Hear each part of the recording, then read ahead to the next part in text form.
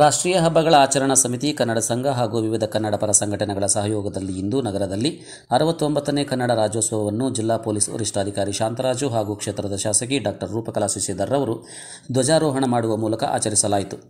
ಈ ಸಂದರ್ಭದಲ್ಲಿ ನಗರಸಭಾ ಅಧ್ಯಕ್ಷರಾದ ಇಂದಿರಾ ಗಾಂಧಿ ದಯಾಶಂಕರ್, ಕನ್ನಡ ಸಂಘದ ಅಧ್ಯಕ್ಷರಾದ ಪ್ರಸನ್ನ ರೆಡ್ಡಿ, ತಹಶೀಲ್ದಾರ್ ನಾಗವೇಣಿ, ಪೌರಾಯುಕ್ತರಾದ ಪವನ್ ಕುಮಾರ್, ಇಒ ಮಂಜುನಾಥ್ ಹರ್ತಿ, ಕೂಡ ಆಯುಕ್ತರಾದ Dharmendra, district surgeon doctor Suresh Kumar, BEO Munivenkataramachari, ಸರ್ಕಾರಿ ನೌಕರರ ಸಂಘದ ಅಧ್ಯಕ್ಷರಾದ ನರಸಿಂಹಮೂರ್ತಿ, ಮುಖಂಡರಾದ ಆಮು ಲಕ್ಷ್ಮೀನಾರಾಯಣ, ಪದ್ಮನಾಭ ರೆಡ್ಡಿ ಹಾಗೂ ಎಲ್ಲ ಕನ್ನಡ ಮನಸ್ಸುಗಳು ಹಾಜರಿದ್ದರು.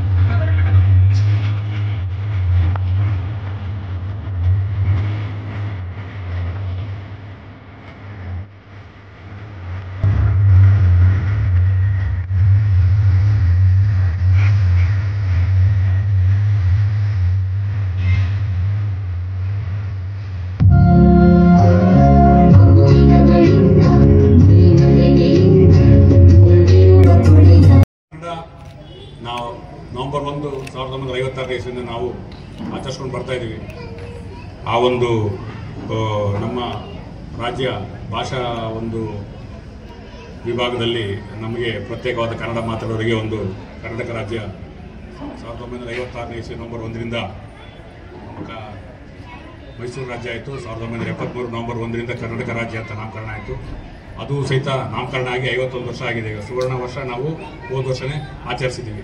ಇಂಥ ಶುಭ ಸಂದರ್ಭದಲ್ಲಿ ಇಂಥ ಗಣ್ಯರ ಸಮಕ್ಷಮ ಹಾಗೂ ನಿಮ್ಮೆಲ್ಲರ ಸಮಕ್ಷಮ ಮಾತಾಡೋಕ್ಕೆ ನನಗೆ ಒಂದು ಈ ದಿನ ಒಳ್ಳೆ ದೇವರು ಒಂದು ಅವಕಾಶ ಕೊಟ್ಟಿದ್ದಾನೆ. ಇದಕ್ಕೆ ತಮ್ಮೆಲ್ಲರಿಗೂ ಹಾಗೂ ದೇವರಲ್ಲಿ ವಂದಿಸ್ತಾ, ಕನ್ನಡ ನಾಡು ಕರ್ನಾಟಕ ಚಿನ್ನದ ನಾಡು, ಕವಿಗಳ ನಾಡು. ನಮ್ಮ KGF ಇಂದನೂ ರಾಯಚೂರಲ್ಲಿರ್ತಕ್ಕಂಥ ಹಟ್ಟಿ ಚಿನ್ನಗಣಿಯಿಂದನೂ ಸಹಿತ ಚಿನ್ನದ ನಾಡು ಅಂತ ನಮಗೆ ನಮ್ಮ ಕರ್ನಾಟಕಕ್ಕೆ ಎಲ್ಲರೂ ಕರೀತಾರೆ. ಅದೇ ಥರ ಸಾಹಿತ್ಯ ಮತ್ತು ಜ್ಞಾನಪೀಠ ಪ್ರಶಸ್ತಿಗಳನ್ನು ಅತಿ ಹೆಚ್ಚಿಗೆ ನಮ್ಮ ಕನ್ನಡ ಕವಿಗಳು ತಗೊಂಡಿರ್ತಾರೆ. ಕರ್ನಾಟಕ ರಾಜ್ಯ ಉದಯಿಸಿದ ಮೇಲೆ ನಾವೆಲ್ಲ ಭಾಳಷ್ಟು ಪ್ರಗತಿನ ಸಾಧಿಸಿದ್ದೀವಿ. ಎಲ್ಲರೂ ಸಹಿತ ಕನ್ನಡ ನಾಡು ನುಡಿ ಏಳಿಗೆಗಾಗಿ ಭಾಳಷ್ಟು ಶ್ರಮವನ್ನು ನಾವು ಮಾಡಿದ್ದೀವಿ. ಎಲ್ಲರೂ ತಮ್ಮ ವಿಚಾರಗಳನ್ನು ವ್ಯಕ್ತಪಡಿಸಿ ಕರ್ನಾಟಕ ರಾಜ್ಯನ ಅಭಿವೃದ್ಧಿಪಡಿಸಲು ನಾವು ನೀವೆಲ್ಲರೂ ಮುಂದಿನ ದಿನಗಳಲ್ಲೂ ಸಹಿತ ನಮ್ಮ ಕರ್ತವ್ಯಗಳಲ್ಲಿ ಸೇವೆಗಳಲ್ಲಿ ಉತ್ತಮ ಸೇವೆಯನ್ನು ನಾವು ತೋರಿಸೋ ಮೂಲಕ ಇನ್ನೂ ನಾಡನ್ನು ಹೆಚ್ಚಿನ ಅಭಿವೃದ್ಧಿಪಡಿಸಲು ಅವಿರತ ಪ್ರಯತ್ನ ಮತ್ತು ಶ್ರಮ ಮಾಡೋಣ. ಅದೇ ಥರ KGF ಜಿಲ್ಲಾ ಪೊಲೀಸ್ ಇದ್ರೂ ಸಹ ನಾವು ಉತ್ತಮವಾಗಿ ಎಲ್ಲ ತಮ್ಮೆಲ್ಲರ ಸಹಕಾರದಿಂದ ಕೆಲಸ ಮಾಡ್ಕೊಂಡು ಹೋಗ್ತಾ ಇದ್ದೀವಿ. ಇದೇ ಥರ ಮುಂದೆನೂ ಸಹ ನಮ್ಮ ಪೊಲೀಸ್ ಇಲಾಖೆ ಕೆಲಸಕ್ಕೆ ಎಲ್ಲರ ಸಹಕಾರ, ಸಲಹೆ, ಮಾರ್ಗದರ್ಶನ ಇರಲಿ. ನಿಮ್ಮೆಲ್ಲರ ಸಹಕಾರಕ್ಕಾಗಿ ಹಾಗೂ ಈ ಒಂದು ಅವಕಾಶಕ್ಕಾಗಿ ತಮ್ಮೆಲ್ಲರಿಗೆ ವಂದಿಸಿ ನನ್ನ ಮಾತು ಮುಗಿಸ್ತೀನಿ. ಜೈ ಹಿಂದ್, ಜೈ ಕರ್ನಾಟಕ. ರಾಜ್ಯೋತ್ಸವ ಪ್ರಯುಕ್ತ ನಾವೇನು ಹಮ್ಮಿಕೊಂಡಿದ್ವು ಹೋದ ವರ್ಷಕ್ಕಿಂತ ಈ ಸಲ ನಮಗೆ ದೀಪಾವಳಿ ಹಬ್ಬ ಬಂದಿರೋದ್ರ ಕಾರಣದಿಂದ ಜನಸಂಖ್ಯೆ, ಮಕ್ಕಳು, ಶಿಕ್ಷಕರು ಹಬ್ಬದಲ್ಲಿ ಪಾಲ್ಗೊಂಡಿರೋದ್ರಿಂದ ಜನಸಂಖ್ಯೆ ಕಮ್ಮಿ ಆಗಿದೆ. ಯಾಕೆಂದ್ರೆ ಹೋದ ವರ್ಷ ಈ ನಮ್ಮ ಕನ್ನಡ ಭವನ ಆವರಣ ತುಂಬಿ ತುಳುಕುತ್ತಿತ್ತು. ಆದರೆ ಸರ್ಕಾರ ನವೆಂಬರ್ 1 ನಾವು ಮಾಡಲೇಬೇಕು, ಆ ಒಂದು ಇದರಲ್ಲಿ ಇವತ್ತು ರಾಜ್ಯೋತ್ಸವನ ಆಚರಣೆ ಮಾಡಬೇಕು ಅಂತ ಮಾಡ್ತಾ ಇದ್ದೀವಿ. ಇಂದು 69ನೇ ಕನ್ನಡ ರಾಜ್ಯೋತ್ಸವ ತಮ್ಮೆಲ್ಲರ ಸಹಕಾರ, ಎಲ್ಲ ಇಲಾಖೆಗಳ ಸಹಾಯ ಸಾರ್ವಜನಿಕರ ಬೆಂಬಲದಿಂದ ಆಚರಿಸುತ್ತಿದ್ದೇವೆ. ನಮ್ಮ ಕನ್ನಡ ಸಂಘಕ್ಕೆ ಬೆನ್ನೆಲುಬಾಗಿ ನಿಂತು ಪ್ರತಿಯೊಂದು ಹಂತದಲ್ಲೂ ಸಹಕಾರ ಮಾರ್ಗದರ್ಶನ ನೀಡುತ್ತಿರುವ ನಿಮ್ಮ ನೆಚ್ಚಿನ ಶಾಸಕರು, ಕನ್ನಡ ಭವನ ನಿರ್ಮಾಣಕ್ಕೆ ಧನ ಸಹಾಯ ನೀಡುತ್ತಿರುವ ಕೆಜಿಎಫ್ ವಿಧಾನಸಭಾ ಕ್ಷೇತ್ರದ ಶಾಸಕರಾಗಿ ಶ್ರೀಮತಿ ರೂಪಕಲಾ ಶ್ರೀಧರ್ ಮೇಡಮ್ ಅವರಿಗೆ ಆತ್ಮೀಯವಾದ ಅಭಿನಂದನೆಗಳನ್ನು ಸಲ್ಲುತ್ತಾ ಕನ್ನಡ ಸಂಘ ವತಿಯಿಂದ ಹೃದಯಪೂರ್ವಕ ಧನ್ಯವಾದಗಳನ್ನು ಅರ್ಪಿಸುತ್ತಿದ್ದೇವೆ. ಕನ್ನಡ ಭಾಷೆ, ಕನ್ನಡ ಆಡಳಿತ ಭಾಷೆ, ರಾಜ್ಯ ಭಾಷೆಯಾಗಿದೆ. ಕರ್ನಾಟಕದಲ್ಲಿ ಪ್ರತಿಯೊಂದು ಮನೆಯಲ್ಲಿ ಕನ್ನಡಾಭಿಮಾನ ಬೆಳೆಸಿಕೊಳ್ಳಬೇಕು. ಪ್ರತಿಯೊಬ್ಬರು ಕನ್ನಡದ ಅಕ್ಷರ ಜ್ಞಾನ, ಕಲಿಕೆ, ಭಾಷಾಭಿಮಾನ ಬೆಳೆಸಿ ಎಲ್ಲರ ಮುದ್ದಾಗಬೇಕು. ಕನ್ನಡಿಗರು ವೀರರು, ಶೂರರು, ಧೀರರು, ಸ್ವಾಭಿಮಾನಿಗಳು, ಇವರು ಕರುಣಾಮಯಿಗಳೆಂದು ವರ್ಣಿಸಲಾಗಿದೆ. ಇಂದಿನ ಪೀಳಿಗೆಯ ಮಕ್ಕಳಿಗೆ ಕನ್ನಡದ ಮಹತ್ವವು ತಿಳಿಸಬೇಕು. ಕನ್ನಡ ಭವನ ನಿರ್ಮಾಣ ಪ್ರಾರಂಭ ಮಾಡುತ್ತಿದ್ದು ಈ ಕಟ್ಟಡಕ್ಕೆ ಎಲ್ಲರೂ ತಮ್ಮ ಸಹಾಯ ಹಸ್ತ ನೀಡಿ ಕೈ ಜೋಡಿಸಬೇಕೆಂದು ಈ ವೇದಿಕೆ ಮುಖಾಂತರ ಮನವಿ ಮಾಡಿಕೊಳ್ಳುತ್ತಿದ್ದೇವೆ. ಕನ್ನಡ ಸಂಘ ಏರ್ಪಡಿಸಲಿಕ್ಕಿಂತ ಎಲ್ಲ ಕಾರ್ಯಕ್ರಮಗಳಿಗೆ ಎಲ್ಲರೂ ಭಾಗವಹಿಸಬೇಕು. ಕಾರ್ಯಕ್ರಮಗಳನ್ನು ಯಶಸ್ವಿ ಮಾಡಬೇಕೆಂದು ತಮ್ಮಲ್ಲಿ ಸವಿನಯ ಪ್ರಾರ್ಥನೆ. ಕನ್ನಡ ಸಂಘ ಕಾರ್ಯಕ್ರಮಗಳು ಮಾಡಬೇಕಾದರೆ ಬಹಳ ಶ್ರಮವಹಿಸಿ ತಿಂಗಳಗಟ್ಟಲೆ ರೂಪರೇಷೆಗಳಿಗೆ ಅನುಗುಣವಾಗಿ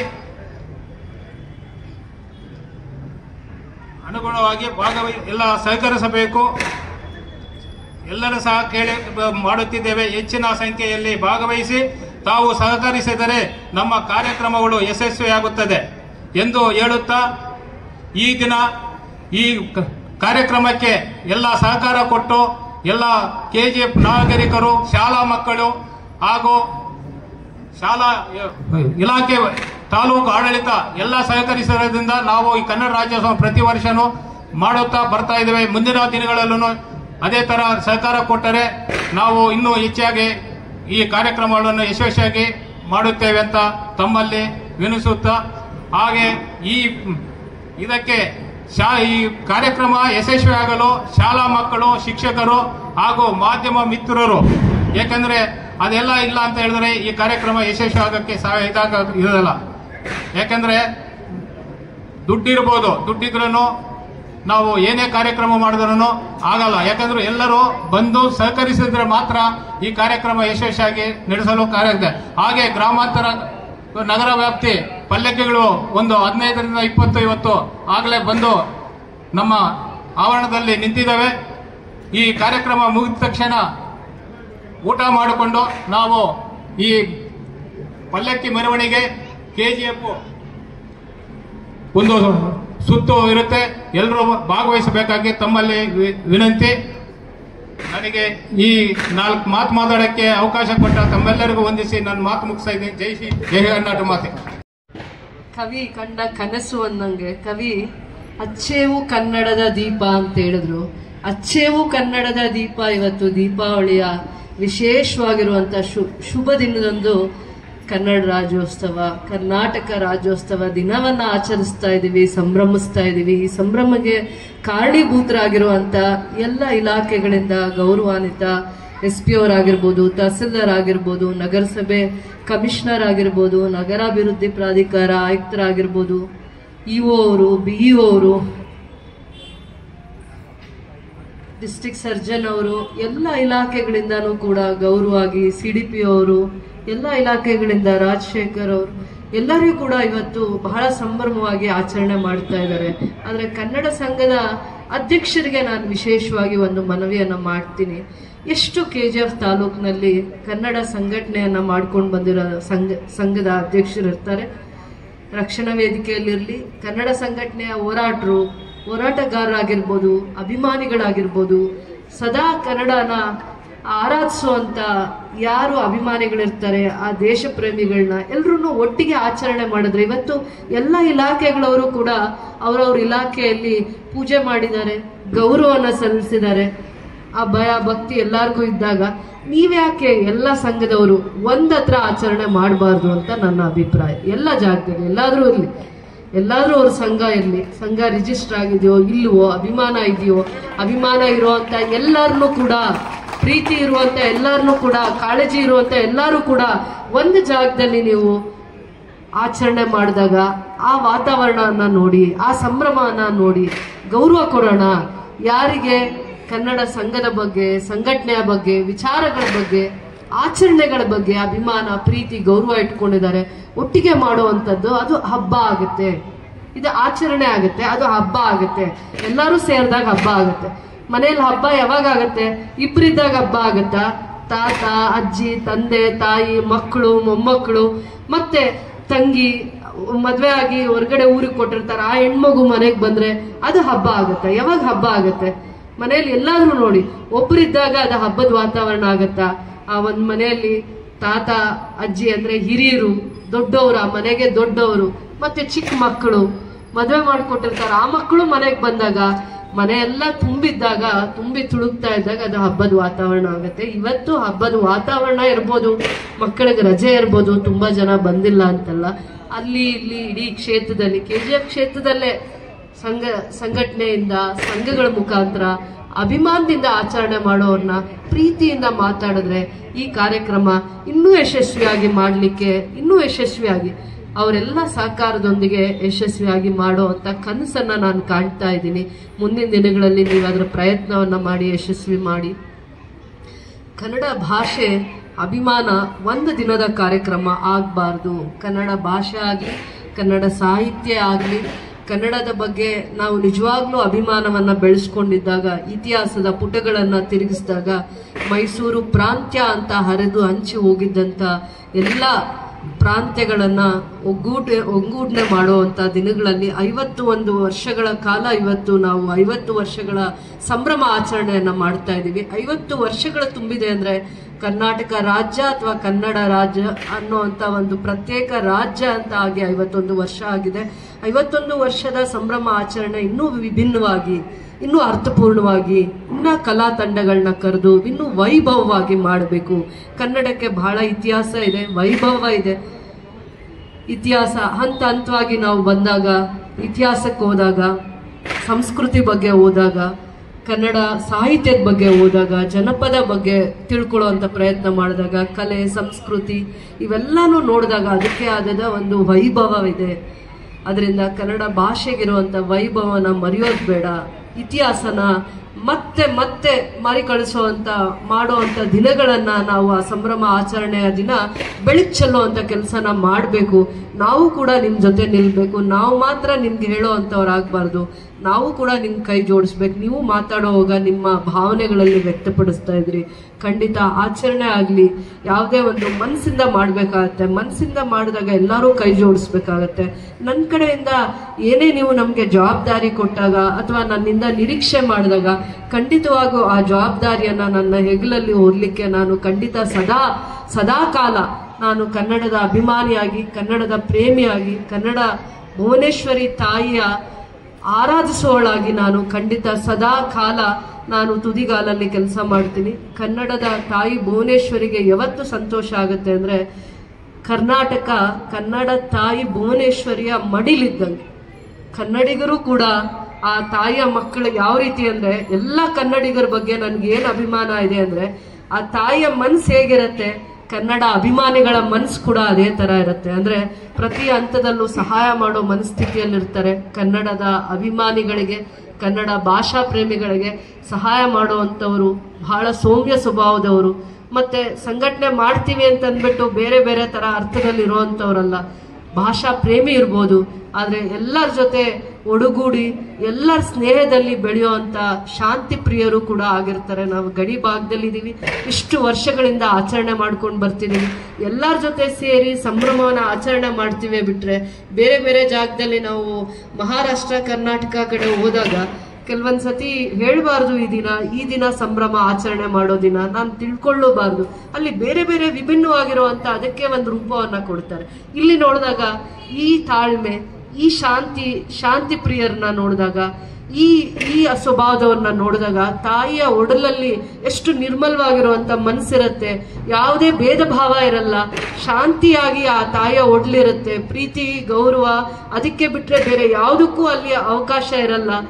ಆ ರೀತಿಯ ಮಕ್ಕಳಾಗಿ ತಾಯಿ ಭುವನೇಶ್ವರಿಯ ಮಕ್ಕಳಾಗಿ ನೀವು ಗುರುತಿಸ್ಕೊಂಡಿರುವಂಥವ್ರು, ತಾಯಿ ಭುವನೇಶ್ವರಿಯನ್ನ ಆರಾಧಿಸೋರು ಮನಸ್ಸಿಂದ, ಆ ರೀತಿಯವರೇ ಸಂಘಟನೆಯಲ್ಲಿ ಇದ್ದಾರೆ ಅನ್ನುವಂಥದ್ದು ಮನಸ್ಸು ತುಂಬಿ ಬರ್ತಾ ಇದೆ. ಅದನ್ನ ಹೇಳ್ತಾ ಬರುವಂತ ದಿನಗಳಲ್ಲಿ ಸಂಘಟನೆ ಅನ್ನೋದು ಬೇರೆ ವಿಚಾರಕ್ಕಿದ್ರು ಕೂಡ ನೀವು ಸಂಘನ ಮಾಡ್ಕೊಂಡಾದ್ಮೇಲೆ ಭಾಷೆಯನ್ನ ಪ್ರೀತಿಸೋರ್ನ, ಗೌರವಿಸೋರ್ನ, ಆರಾಧಿಸೋರ್ನ ಪ್ರೀತಿಯಿಂದ ಮಾತಾಡಿಸಿ. ಹಬ್ಬ ಇದು, ಸಡಗರ ಇದು, 50 ವರ್ಷಗಳ ಸಂಭ್ರಮ ಆಚರಣೆಯನ್ನ ಮಾಡ್ತಾ ಇದೀವಿ. ಎಲ್ಲ ಸೇರಿ ಮಾಡೋಣ ಹಬ್ಬ, ನಾವು ಎಲ್ಲ ಸೇರಿ ಒಂದು ಜಾಗದಲ್ಲಿ ಮಾಡೋಣ ಅನ್ನುವಂತ ಪ್ರೀತಿಯ ಧ್ವನಿಯಾಗಿ ನೀವು ಎಲ್ಲ ಸಂಘದವ್ರನ್ನು ಸೇರಿ ಒಂದಿನ ಹಬ್ಬ ಮಾಡಿ ಅದರ ವೈಭವನ ನೋಡಿ. ಎಷ್ಟು ಕಲಾ ತಂಡಗಳು ಬರ್ತಾರೆ, ಎಷ್ಟು ಜನ ಅವರವರ ಪ್ರತಿಭೆಯನ್ನ ತೋರಿಸ್ಲಿಕ್ಕೆ ಉತ್ಸಾಹದಿಂದ ಆಸಕ್ತಿಯಿಂದ ಬರ್ತಾರೆ. ಅದರ ಬಗ್ಗೆ ನಿಮಗೆ ಹೊಸ ವಾತಾವರಣ ಸೃಷ್ಟಿಯಾಗತ್ತೆ KGF ಅಲ್ಲಿ ಅಂತ ನಾನು ಹೇಳ್ತಾ, ಹಬ್ಬ ಎಲ್ಲರಿಗೂ ಒಳ್ಳೆಯದಾಗ್ಲಿ. ದೀಪಾವಳಿಯ ಹಬ್ಬ ಪ್ರತಿ ಮನೆಗೂ ಬೆಳಕನ್ನ ಚೆಲ್ಲಿ, ರೈತರಿಗೆ ಬೆಳೆಯಾಗಿ ಅವ್ರ ಮನೆಯಲ್ಲಿ ಧಾನ್ಯ ಲಕ್ಷ್ಮಿ ಆಗಲಿ, ಪ್ರತಿಯೊಂದು ಕುಟುಂಬದಲ್ಲೂ ವಿದ್ಯಾಲಕ್ಷ್ಮಿ ಆಗಿ, ಓದುವಂತ ಮಕ್ಕಳಲ್ಲಿ ವಿದ್ಯಾಲಕ್ಷ್ಮಿ ಆಗಿ ಬರಲಿ. ಪ್ರತಿ ಮನೆಗೂ ಒಂದೊಂದು ಲಕ್ಷ್ಮಿಯ ಅವತಾರದ ರೀತಿಯಲ್ಲಿ ಪ್ರತಿ ಮನೆಗೂ ಲಕ್ಷ್ಮಿಯ ಅವತಾರದಲ್ಲಿ ಬೆಳಕು ಮನೆಗೆ ಅರಿಲಿ ಅಂತ ಹೇಳ್ತಾ, ಬೆಳಕು ತುಂಬಿರ್ಲಿ. ತಾಯಿಯ ಮನಸ್ಸು, ಯಾವ ಮನೆಯಲ್ಲಿ ತಾಯಿ ನಿರ್ಮಲವಾಗಿರುವಂತ ಮನಸ್ಸಿನಿಂದ ದೀಪ ಹಚ್ಚಿ ಆ ಕುಟುಂಬನ ಕಾಪಾಡ್ತಾ ಬರ್ತಾಳೆ, ಆ ತಾಯಿಯನ್ನ ಗೌರವಿಸುವಂತ ಸಂಸ್ಕಾರವನ್ನ ನಾವು ಕಲ್ತ್ಕೊಳ್ಳೋಣ. ತಾಯಿನ ಯಾವತ್ತು ಗೌರವಿಸೋ ಸಂಸ್ಕಾರನ ನಾವು ಬೆಳೆಸ್ಕೋತೀವಿ, ತಂದೆ ತಾಯಿಯವ್ರನ್ನ ಗೌರವಿಸ್ತೀವಿ, ಅವರಿಗೆ ಯಾವತ್ತು ಗೌರವವನ್ನ ಕೊಡೋದಕ್ಕೆ ಕಲಿತೀವಿ. ಅದು ನಮಗೆ ನಿಜವಾಗ್ಲೂ ಆ ಸಂಸ್ಕಾರ ಬರುವಂತ ದಿನಗಳಲ್ಲಿ ಭವಿಷ್ಯದಲ್ಲಿ ನಮಗೆ ಒಳ್ಳೇದಾಗುತ್ತೆ. ಯಾಕಂದ್ರೆ ಕಣ್ಮುಂದೆ ಕಾಣೋ ಅಂತವ್ರು ಮತ್ತೆ ಪ್ರತಿ ಹಂತದಲ್ಲೂ ಕಷ್ಟ ಸುಖದಲ್ಲಿ ಮಕ್ಕಳನ್ನ ಯಾವತ್ತೂ ಏನೇ ಕಷ್ಟ ಬಂದ್ರು ಅವರನ್ನ ಅವರ ಇಡೀ ಜೀವನನ ಮುಡುಪಾಗಿಟ್ಟು ತ್ಯಾಗ ಮಾಡಿ ಒಂದು ಭವಿಷ್ಯನ ಕೊಡುವಂತ ಕಣ್ಮುಂದೆ ಕಾಣುವಂತ ದೇವರು ತಂದೆ ತಾಯಿ. ಅದೇ ರೀತಿ ನಾವು ಕನ್ನಡ ಭಾಷೆ ಪ್ರೀತಿ ಪ್ರೇಮ ಅವೆಲ್ಲ ಬಂದಾಗ ತಾಯಿ ಭುವನೇಶ್ವರಿಗೂ ಕೂಡ ನಾವು ಆರಾಧಿಸ್ತೀವಿ, ಗೌರವಿಸ್ತೀವಿ. ಇದು ಒಂದು ದಿನ ಸಡಗರ ಸಂಭ್ರಮ ಅಂದ್ಕೊಂಡು ಮಾಡಿದ್ರೆ ಅದು ಗೌರವ ತೋರಿಸ್ದಂಗಲ್ಲ. ತಾಯಿ ಭುವನೇಶ್ವರಿಗೆ ನಿಜವಾಗ್ಲೂ ನಾವು ಗೌರವನ್ನ ಸಲ್ಲಿಸ್ಬೇಕು ಅಂತಂದ್ರೆ, ಭಕ್ತಿಯಿಂದ ಸಲ್ಲಿಸ್ಬೇಕಂದ್ರೆ ನಮ್ಮಲ್ಲಿ ಒಗ್ಗಟ್ಟು ಬರಬೇಕು, ನಮ್ಮಲ್ಲಿ ಆ ಪ್ರೀತಿ ವಿಶ್ವಾಸ ಬೆಳೆಸ್ಕೋಬೇಕು. ನಾವು ಆ ಪ್ರೀತಿ ವಿಶ್ವಾಸನ ಬೆಳೆಸ್ಕೊಂಡಾಗ ಮಾತ್ರ ನಾಡನ್ನ ಕಟ್ಟಕ್ಕಾಗತ್ತೆ. ನಾಡನ್ನ ಕಟ್ಟಿದಾಗ ಭಾಷೆಯನ್ನು ಕೂಡ ಗೌರವಿಸಿದಷ್ಟು ನಾವು ಭಾಷೆನೂ ಕೂಡ ಗೌರವಿಸಿದಷ್ಟಾಗತ್ತೆ. ಎಲ್ಲ ಭಾಷೆಗಳನ್ನ ಕಲಿಬೇಕು, ಅದೊಂದು ಅಭಿಮಾನದಿಂದ ಕಲಿತೀವಿ, ಪ್ರೀತಿಯಿಂದ ಕಲಿತೀವಿ. ತಾಯಿ ಭುವನೇಶ್ವರಿಯನ್ನ ಕನ್ನಡ ಭಾಷೆಯನ್ನ ಕಲಿತಾಗ ಅದು ಕೂಡ ನಮ್ಮ ಉಸಿರಾಗಿರುತ್ತೆ. ಉಸಿರು ಯಾವಾಗ್ಲೂ ಕುವೆಂಪು ಅವರು ಕೂಡ ಹೇಳ್ತಾ ಇದ್ರು ಕನ್ನಡ ಭಾಷೆಯ ಬಗ್ಗೆ. ನಾವು ಎಷ್ಟೋ ಕವಿಗಳನ್ನ ನೋಡ್ತಾ ಇದ್ದಾಗ ನಮಗೆ ಆ ಒಂದು ಭಕ್ತಿಯ ಅಭಿಮಾನ ಯಾವಾಗ ಬರುತ್ತೆ ಅಂತಂದ್ರೆ, ನಾವು ಯಾವತ್ತು ಅವನ್ನೆಲ್ಲ ಮೈಗೂಡಿಸ್ಕೊಂತೀವಿ ಅವತ್ತು ಮಾತ್ರ ನಾವು ಅವನ್ನ ಅನುಸರಿಸ್ಕೊಂಡು ಹೋಗ್ಲಿಕ್ಕೆ ಆಗತ್ತೆ ಅಂತ ಹೇಳ್ತಾ, ಈ ದಿನ ಕವಿಗಳನ್ನ, ಸಾಹಿತಿಗಳನ್ನ, ಮತ್ತೆ ಜನಪದ ಕಲಾವಿದರನ್ನ, ಮತ್ತೆ ಶಿಕ್ಷಕರನ್ನ ನಾನು ತಿಳ್ಕೊಳ್ದೆ ತಪ್ಪಾಗತ್ತೆ. ಶಿಕ್ಷಣ ಪ್ರತಿಯೊಂದು ಮನುಷ್ಯನ ಜೀವನದಲ್ಲಿ ಪರಿವರ್ತನೆಯನ್ನ ತಂದ್ಕೊಡುತ್ತೆ. ಶಿಕ್ಷಣ ಇಡೀ ದೇಶಕ್ಕೆ ಮಾದರಿಯಾಗಿರುವಂತ ಪ್ರಜೆಗಳನ್ನ ಸೃಷ್ಟಿ ಮಾಡುತ್ತೆ.